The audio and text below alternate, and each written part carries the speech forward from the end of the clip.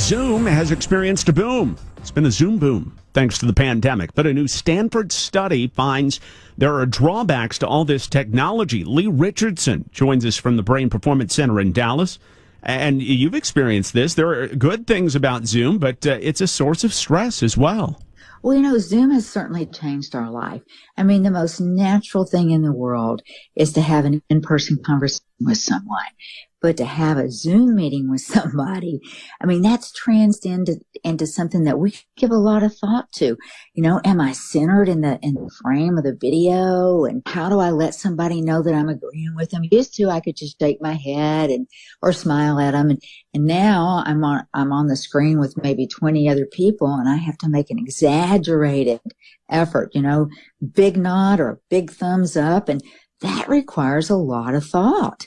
That's putting a big load on our brain. The Stanford researchers did this, and this is a really just interesting study. And I thought the biggest quote I took out of this was, when someone's face is that close to ours in real life, our brains interpret it as an intense situation that's either going to lead to mating or to conflict. An intense situation, Leigh, I mean, that can put a lot of stress on us. Absolutely. And you think of it, John. Look at yourself in the mirror all day long. And when you're in Zoom meetings, it's basically, used to it would be if you're the speaker, you held the attention.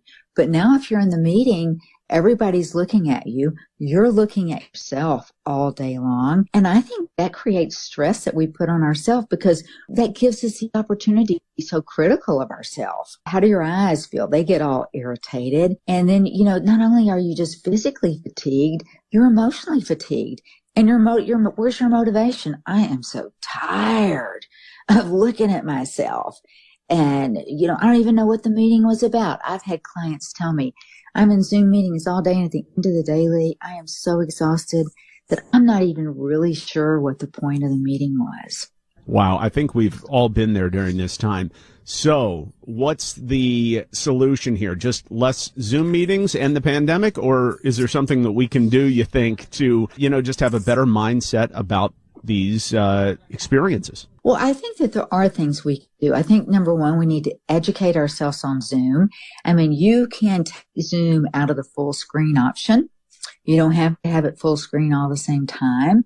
Zoom has features like the hide self-view button. There's things that if you educate yourself on Zoom and with your colleagues, say, you know what, maybe we need to all agree that at some point we need a break. We need to give ourselves an audio-only break so that we're not just sitting there looking at ourselves, but we're still part of the conversation. That is Leigh Richardson from the Brain Performance Center.